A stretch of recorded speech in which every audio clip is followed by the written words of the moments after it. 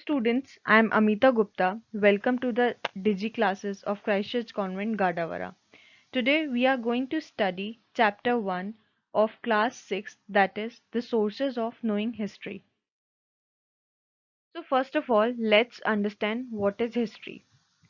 It is derived from a Sanskrit word itihas, which means the event from the past.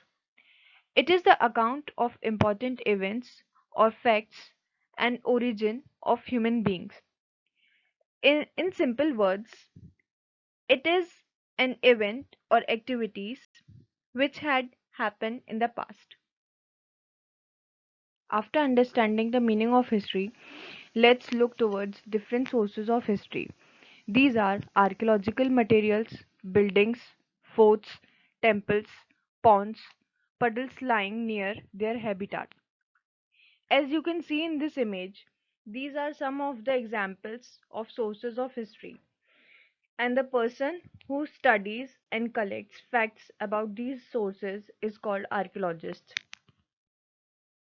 Of history are divided into two parts. First, archaeological sources and second, literary sources. Now let's understand these sources individually. These are those indicators which gives us knowledge of life of ancient people. For example, historical buildings, coins, weapons, clothes, potteries, ornaments, etc. Moving further, literary sources are those which is mostly an account of the people's life and living. In short, literature of the past time. For example, pictograph, Bhojpatra, Tamrapatra, rock paintings. In literary sources, the meaning of pictograph is it's a symbolic inscriptions engraved on stones. Bhojpatra is the bark of particular type of trees on which ancient books were written.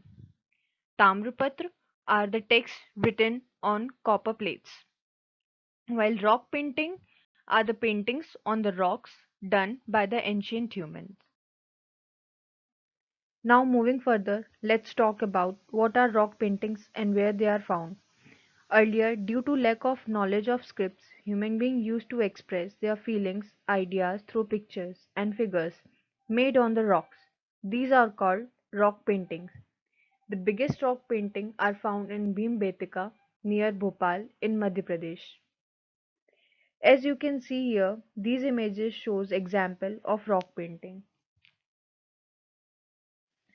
After knowing all these facts about history, let's understand about why it is essential. It allows us to understand our past, which in turn help to understand our present. It gives the knowledge of our ancestors, their occupation, etc. We learn about their lifestyle, food they ate, clothes they wore.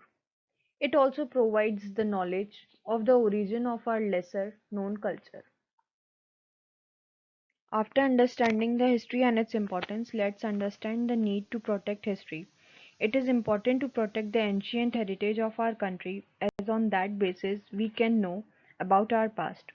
Ancient heritage are the symbols of the glorious culture of our country. I hope by now you all must have understood the facts about meaning, importance, and protection of history.